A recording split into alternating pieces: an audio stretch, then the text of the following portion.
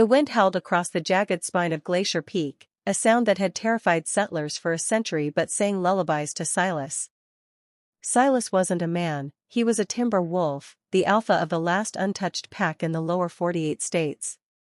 His coat, a swirling tapestry of charcoal and silver, blended perfectly with the winter granite, making him a ghost to all but the most observant eyes.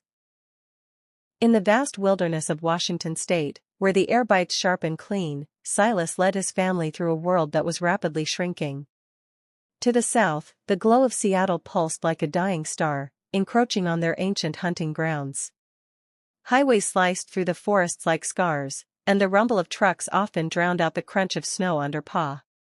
Yet, here, at the roof of the world, silence still reigned. Tonight, the moon hung heavy and full, casting a pale blue light over the frozen lake below.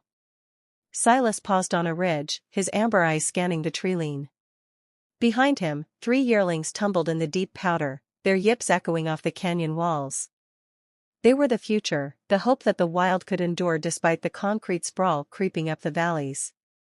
A sudden scent hit Silas's nose, pine resin, wet fur, and something unnatural, diesel. He froze, ears swiveling forward. Down in the valley, headlights cut through the darkness. A poacher's truck, illegal and silent, crept along the service road. The pack tensed. Fear was a luxury they couldn't afford, survival was the only law.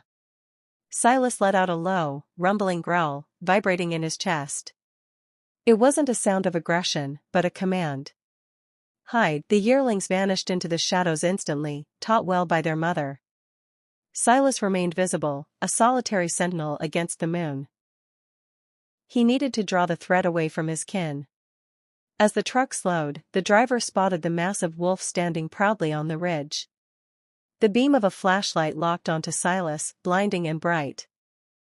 For a heartbeat, man and beast locked gazes across the divide of civilization and nature. The driver hesitated, perhaps seeing not just an animal, but a symbol of something lost, something fierce and untamable that still belonged to America. Silas didn't run. He threw his head back and unleashed a howl that tore through the night. It was a primal song, rising and falling, joined seconds later by the rest of the pack emerging from the trees. The chorus was deafening, a wall of sound that shook the snow from the branches and struck fear into the heart of the intruder. Overwhelmed by the sheer power of the wild reclaiming its space, the driver reversed, tires spinning in the mud, before speeding away into the night. Silas watched them go, then turned to his family. The danger had passed, for now. As the moon dipped below the horizon, the ghost of Glacier Peak melted back into the shadows, guarding the fragile boundary between the world men built and the world wolves remember.